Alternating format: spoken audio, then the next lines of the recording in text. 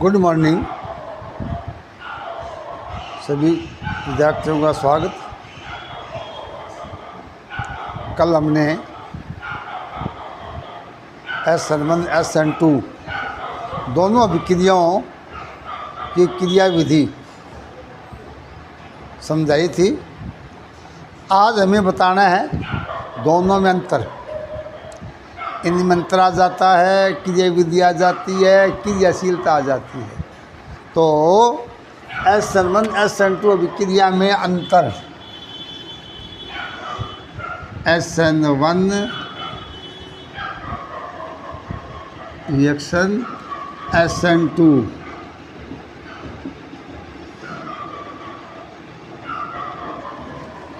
तो 4 अंतर आ जाते हैं बोर्ड में 2 नंबर के। तो पहला क्या होता है, SN1 क्रिया 2 चरणों में पूरी होती है। 2 चरण। और SN2 क्या होती है, 1 चरण में। नंबर 1 SN1 अभिक्रिया 2 चरणों में पूरी होती है और SN2 1 चरण में पूरी होती है। नंबर 2 SN अभिक्रिया प्रथम कोटि की अभिक्रिया है। प्रथम कोटि अभिक्रिया मतलब अभिक्रिया का जो वेग है वो केवल एक ही अभिकारक यानी कि एल्किल हैलाइड के सांद्रता पर निर्भर करता है, इसलिए इसे प्रथम कोटि अभिक्रिया कहते हैं। SN2 एक द्वितीय कोटि की अभिक्रिया है। क्या है? द्वितीय कोटि, जिसमें अभिक्रिया वेग दोनों ही अभिकारक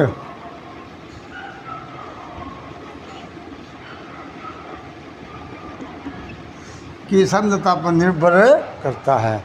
तीसरा, मध्यवर्ती स्पीशीज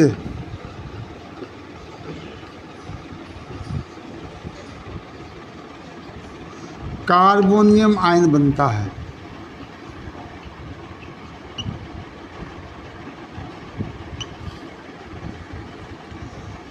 SN1 अभिक्रिया में मध्यवर्ती स्पीशीज कार्बोनियम आयन बनता है और SN2 में मध्यवर्ती स्पीशीज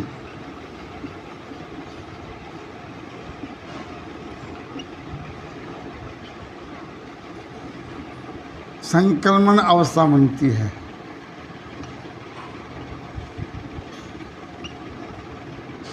संक्रमण अवस्था होती है। नंबर 4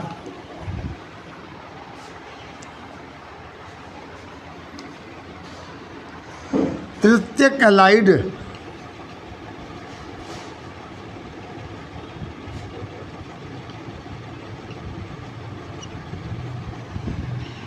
सर्वाधिक SN1 क्रिया और ये मैथिल हैलाइड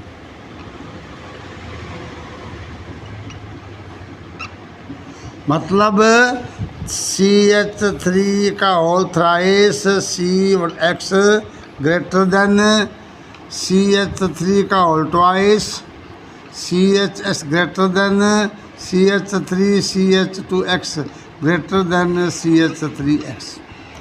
ये SN1 क्रिया की अभिक्रियाशीलता का क्रम है, जबकि SN2 में CH3X ग्रेटर देन,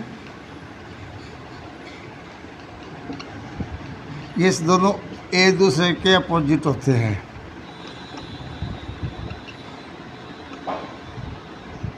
कारण मैंने आपको कल ही बता दिया था। यहाँ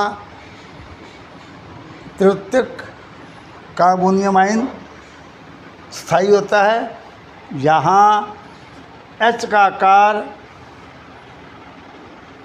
एल्किल समूह से छोटा होता है। इन कारण दोनों में ये अंतर आ जाता है। उसके बाद में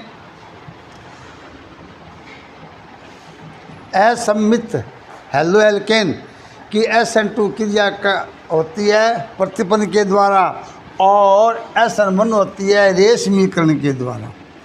क्रिया विधि कौन सी?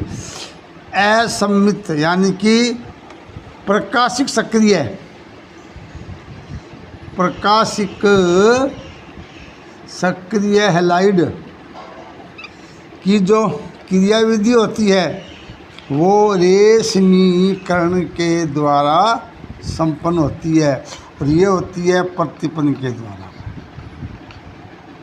अब ये रेशमीकरण प्रतिपन्न क्या होता है, इनका अध्ययन इसी चैप्टर में आगे करेंगे। तो यहाँ ये एक क्वेश्चन 2 नंबर का बोर्ड में मोस्टली आ जाता है। SN1 SN2 अभिक्रियाओं में अंतर। SN1 अभिक्रिया 2 चरणों में संपन्न होती है, SN2 1 चरण में ही संपन्न होती है।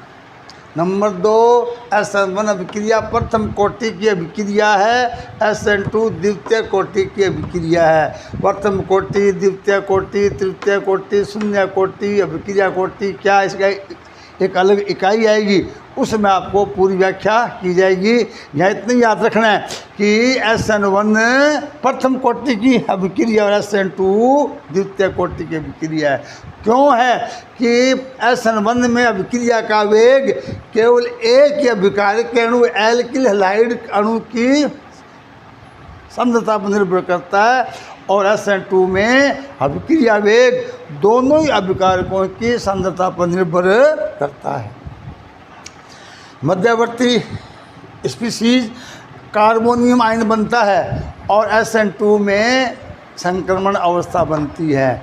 चौथा, सर्वाधिक यानी कि SN1 सर्वाधिक तृतीयक एलो एल्केन में होती है और SN2 alkyl methyl alkyl halide में होती है। क्यों होती है, इसकी व्याख्या ये आपको बताई गई है। और लास्ट अंतर है कि असम्मित हैलाइड यानी कि जिसमें असम्मित कार्बन होता है प्रकाशिक समायता दर्शाते हैं, ऐसे हैलाइडों की SN1 क्रिया रेशमीकरण के द्वारा संपन्न होती है और SN2 प्रतिपन्न के द्वारा। ये रेशमीकरण प्रतिपन्न क्या होता है, ये हम आपको प्रकाशिक समायता के अंतर्गत बताएंगे।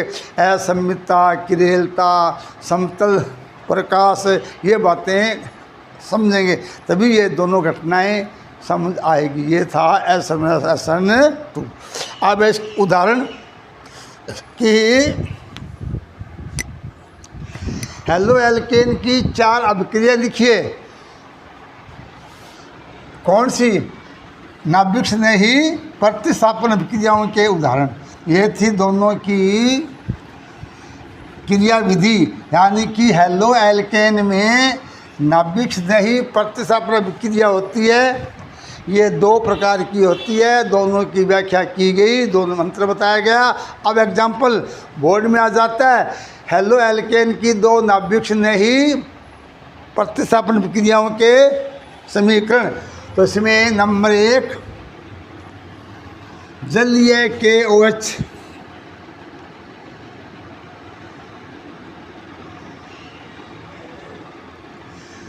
जब एल्किल हैलाइड जलीय KOH के साथ अभिक्रिया करते हैं तो एल्कोहल देते हैं, और ये यदि ये एल्कोहलिक है, क्या हो, एल्कोहलिक KOH है, तो ये क्या हो जाएगी, यहाँ ये क्रिया नाभिक नहीं है लेकिन विलोपन क्रिया क्या है कि RCH2CH2X प्लस KOH, यहाँ एल्कोहल, यहाँ बनती है एल्कीन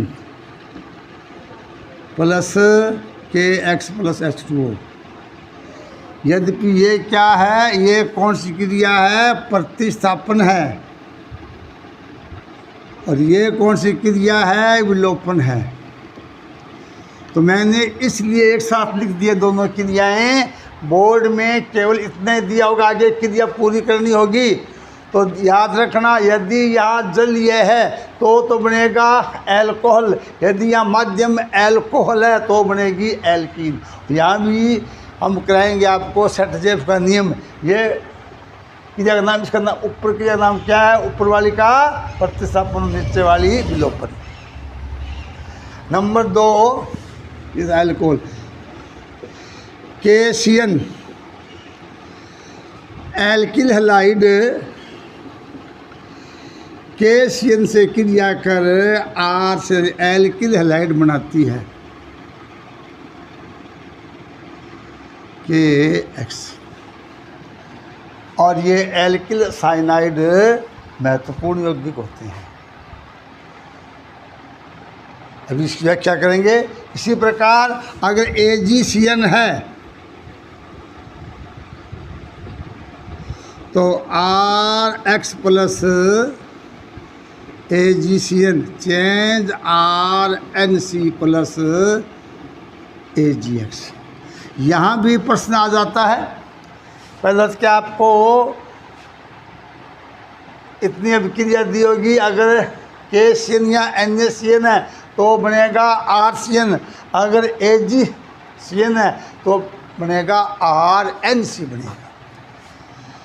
अब यह प्रश्न उठता है कि, और ये इम्पोर्टेंट क्वेश्चन है कि एल्किल हैलाइड KCN से क्या बनाता है?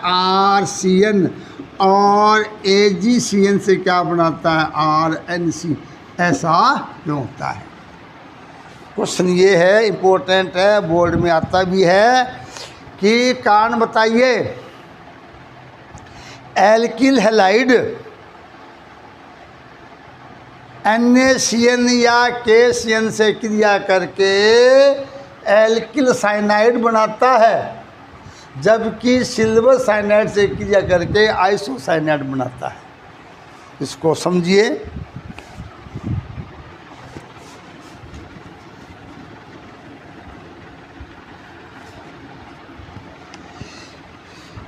KCN एक आयनिक यौगिक है जिसका आयनन CN- के रूप में हो जाता है।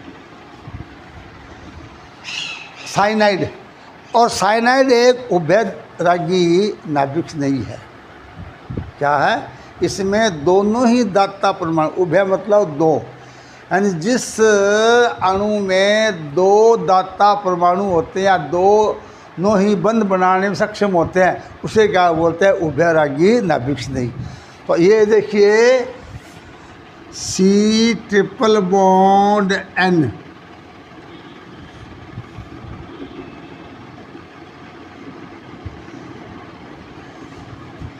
C double bond N,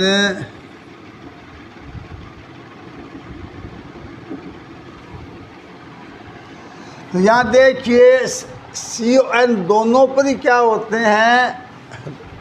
negative. दोनों ही N और C, दोनों N और C दोनों ही बंध बनाने में सक्षम होते हैं। अर्थात जब RX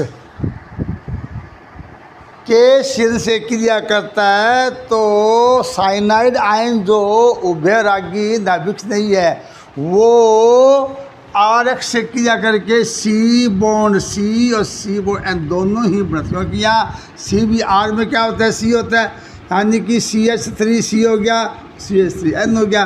तो C और N दोनों ही अभिकारक अणु एल्किल हैलाइड के कार्बन से C single bond C single bond N बनाते हैं। यानी इसमें RCN भी बनता है और RNC भी बनता है। चूँकि C सिंगल बॉन्ड C क्या होता है? मजबूत होता है, प्रबल होता है, और ये इसकी अपेक्षा कमज़ोर होता है। चूँकि C single bond C bond N की अपेक्षा अधिक स्थायी है, इस कारण C बॉन्ड N वापस खंडित हो जाता है, वियोजित हो जाता है, और मुख्य उत्पाद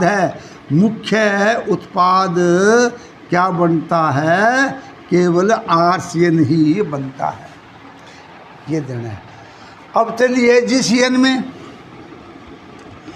AgCN क्या, एक सहसंयोजी होगी, इसमें आयनन नहीं होता, ये सहसंयोजी होता है। यानी इसमें C तो क्या होता है, Ag के साथ बंधित होता है, N पर एकांकी युग्म होता है, तो वो N ही केवल इलेक्ट्रॉन युग्म प्रदान करके RX से क्रिया करके मुख्य उत्पाद क्या बनाता है, RNC। यही कारण है कि RX NaCN से क्या बनाता है, RCN, और AgCN से RNC। फिर दोबारा सुन लीजिए। KCN एक आयनिक यौगिक है, इसके आयनन से पोटेशियम आयन और साइनाइड आयन बनता है। साइनाइड एक उभयरागी नाभिक नहीं है, अर्थात इसमें C और N दोनों ही दाता की तरह व्यवहार करते हैं, दोनों ही बंध बनाने में सक्षम होते हैं। जब एल्किल हैलाइड KCN से क्रिया करता है तो C और CH दोनों ही प्रकार के बंध बनते हैं, लेकिन C बॉन्ड C अधिक मजबूत होता है। इस कारण मुख्य उत्पाद के रूप में केवल RCN ही प्राप्त होता है। जबकि AgCN एक सहसंयोजी यौगिक है, इसका आयनन नहीं होता है, इसमें केवल नाइट्रोजन पर एकांकी युग्म होता है, वही एल्किल हैलाइड के कार्बन से क्रिया करके केवल आइसोसाइनाइड ही बनाता है। अब यहाँ ABC में क्वेश्चन आ जाते हैं, ये तो इसका कारण समझ गए। अब परीक्षा में क्या दिया होगा आपको, ऐसे दिया होगा RX प्लस KCN, यहाँ बनेगा RCN प्लस KX। अब RCN एक मध्यवर्ती यौगिक है, तो इससे आगे 3 उत्पाद और बनते हैं। कैसे कि ये RCN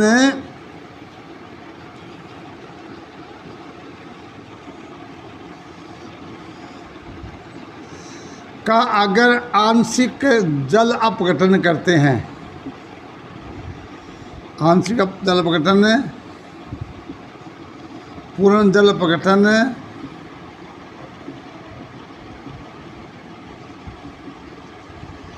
और अपचन, तो यहाँ तो बनता है एल्केनेमाइड RCONH2, क्योंकि आप अपने आगे साइनाइड पाठ आएगा, उसमें चीज़ें काम आएगी। अगर पूर्ण जल है तो ये बनेगा RCOOH प्लस NH3, और अपचन में बनेगा RCH2NH2। यानी कि RX और KCN से एल्किल साइनाइड प्राप्त होते हैं, जो आगे 3 उत्पाद और बनाते हैं।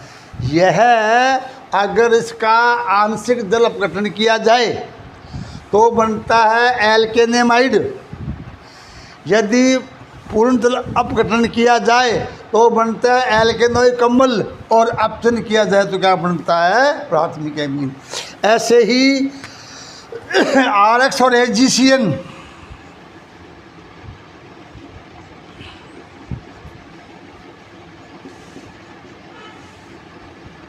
यहाँ बनता है RNC प्लस AG। तो यहाँ भी RNC की 2 क्रियाएं हैं, इसमें एक तो जल अपघटन, एक अपचन। इसमें जल अपघटन एक ही होता है, आंशिक और पूर्ण। यहाँ होता है अपचन। इसमें NH2 यानी प्राथमिक एमीन और फॉर्मिक अम्ल का निर्माण होता है और अपचन करने पर बनता है द्वितीयक एमीन RNHCH3। तो ये सिल्वर साइनाइड से है। AgCH बनता है। इसमें दो क्रिया आगे, एक तो है जल अपघटन, इसमें एल्केनोइक अम्ल और प्राथमिक एमीन बनती है, और एक होता है अपचन, यहाँ बनती है द्वितीयक एमीन बनती है। तो बोर्ड में XY ABC में क्वेश्चन आते हैं। कैसे आते हैं मैं आपको बता देता हूँ।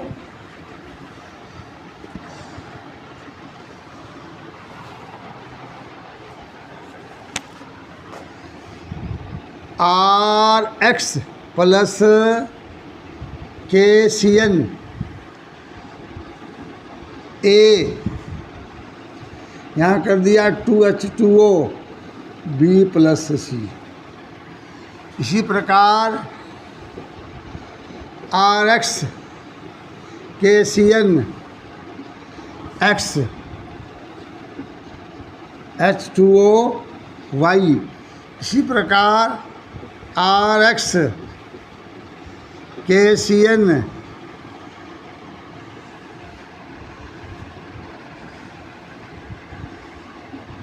A 4H अपचन B। RX plus AgCN X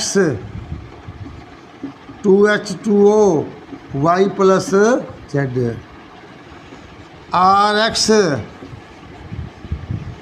AgCN X 4H Y। तो ये इसमें 5 क्वेश्चन है, 5 में एक क्वेश्चन बोर्ड में आ जाता है। आपको अगर एक क्रिया आप समझ जाएंगे या A या X या क्या होता है, अगर KCN है तो बनेगा RCN AgCN RNC। ये तो प्रथम चरण हो गया।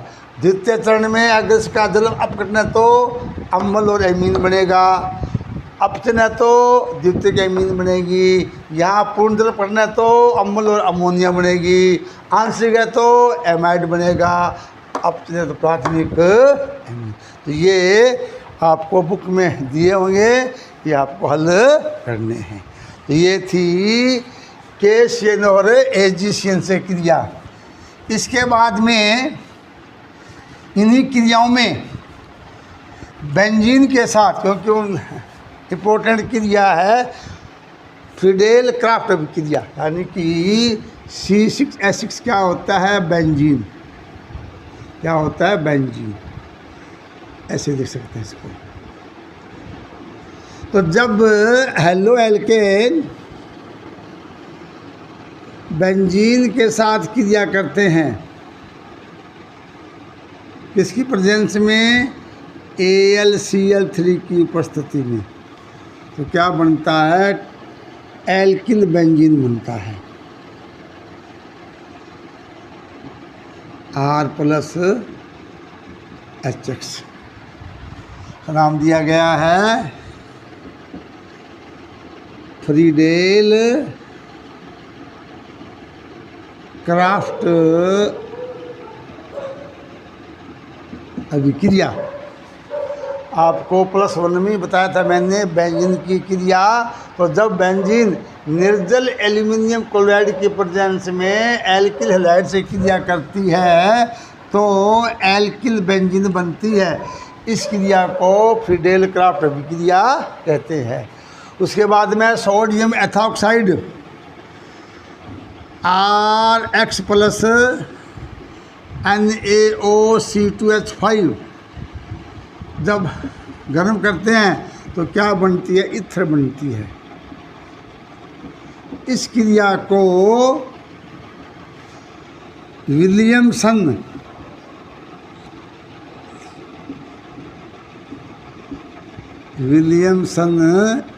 इथरीकरण, एक है विलियमसन सतत इथरीकरण। अगर विलियमसन इथरीकरण आता है तो इसमें एल्किल हैलाइड और सोडियम एल्कोक्साइड की क्रिया करते, इसमें सम्मित और असम्मित दोनों ही प्रकार की ईथर बनती है। जैसे हम लेते हैं CH3Cl प्लस NaOCH3, ये क्या बन जाएगी? सम्मित ईथर, डाइमेथिल ईथर। असम्मित कैसे बनेगी? CH3Cl प्लस NaOCH2CH3, यह बनेगी असम्मित ईथर। मतलब सम्मित में क्या? O के दोनों ओर समान कार्बन, असम्मित में असमान कार्बन। तो ये कौन सी है? विलियमसन ईथरीकरण। तो इसके नाम की दो क्रिया आती है, एक तो विलियमसन ईथरीकरण, एक विलियमसन सतत। वो आएगी जब ईथर की इकाई, उसमें क्या, जब एथेनॉल और सांद्र सल्फ्यूरिक अम्ल को गर्म करते हैं ईथर बनता है, उसमें क्या लगातार ईथर का निर्माण होता रहता है, तो उसका नाम है सतत ईथरीकरण। तो यहाँ एल्किल हैलाइड में केवल विलियमसन ईथरीकरण है। क्रियाएं और भी है, मुख्य मैंने आपको 4 क्रियाएं बता दी है कि हेलो एल्केन की एसएन अभिक्रिया के 2 उदाहरण दीजिए। तो जल्दी है KOH, KCN, NaCN, बेंजीन। क्रिया और भी है, जैसे प्राथमिक बिंदु बनाने की विधि है, ग्रीनयार अभिकर्म का बिंदु निर्माण होता है, अनेक क्रियाएँ। फिलहाल कम से कम आप 4 क्रियाएँ याद कर लेंगे। तो ये थी इसकी नाभिक ने ही प्रतिस्थापन विक्रियाओं की परिभाषा, उसके प्रकार, उनमें अंतर और इसके उदाहरण। अब दूसरी क्रिया आती है धातुओं से। एल्किल हैलाइड की धातुओं से क्रिया।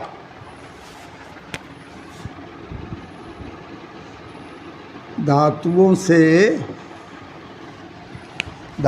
से क्रिया।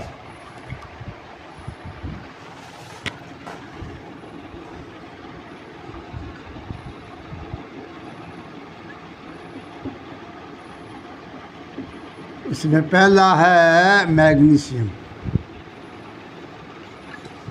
जब एल्किल हैलाइड शुष्क और शुद्ध ईथर की प्रेजेंस में,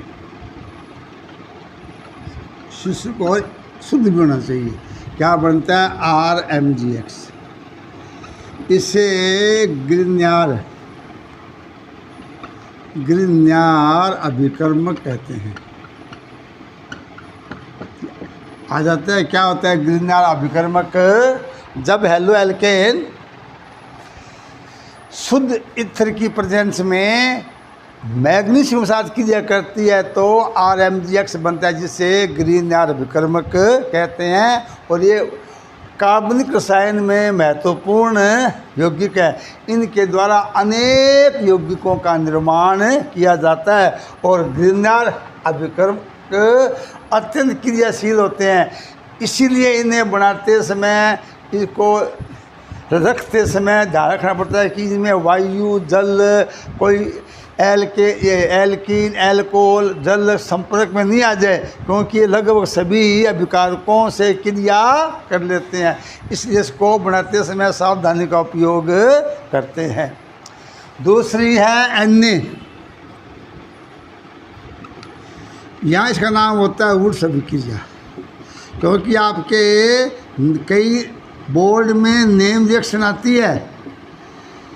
आपके ऑर्गेनिक केमिस्ट्री में 30-35 नेम रिएक्शन में 4-5 क्रिया आती है। तो एल्किल हैलाइड ईथर की उपस्थिति में सोडियम से क्रिया करती है, तो 2 अणु एल्किल हैलाइड 2 परमाणु सोडियम से क्रिया करके उच्चतर एल्केन का निर्माण करते हैं। इस क्रिया को वुड्स अभिक्रिया कहते हैं। जैसे RX plus 2Na plus XR, क्या हमने इसमें प्रेजेंस क्या होगा, इथर। क्या बनेगा इसमें, R bond R+2Na(X). Example CH3Cl 2Na Cl CH3 ether CH3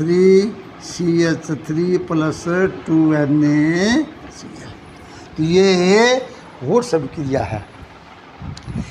इसकी खासियत क्या, यदि असमान एल्किल हैलाइड लिए जाए, वुड्स क्रिया में असमान एल्किल हैलाइड का उपयोग करें तो 3 प्रकार की एल्केन का निर्माण होता है। कैसे, जैसे CH3Cl + 2Na +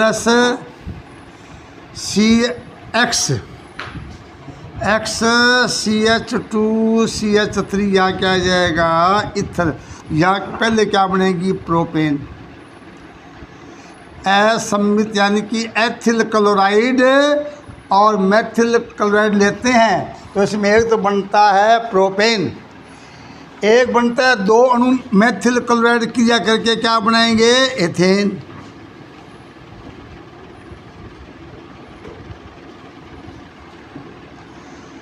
और एक बनेगा ब्यूटेन, क्योंकि एक बार मेथिल क्लोराइड के 2 अणु भाग लेते हैं, एक बार एथिल क्लोराइड के। यहाँ X यहाँ Cl ले रहा हूँ, Cl। इसी प्रकार CH3CH2Cl + 2Na + Cl CH2CH3 ether की प्रेजेंट क्या बनेगी, ब्यूटेन।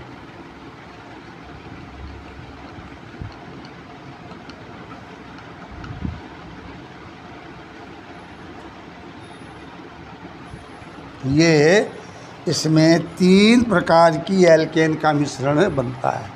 और एक बात और याद रखनी है वुड्स अभिक्रिया में, वो ये कि वुड्स अभिक्रिया में मीथेन का निर्माण नहीं होता, क्योंकि मीथेन में केवल एक कार्बन होता है और इस क्रिया में 2 अणु एल्किल हैलाइड भाग लेते हैं और एक अणु में कम से कम एक कार्बन होता है। उत्पाद में एल्केन से कम 2 कार्बन से कम एल्केन नहीं बनती है। यही कारण इस क्रिया में मीथेन गैस का निर्माण नहीं होता है।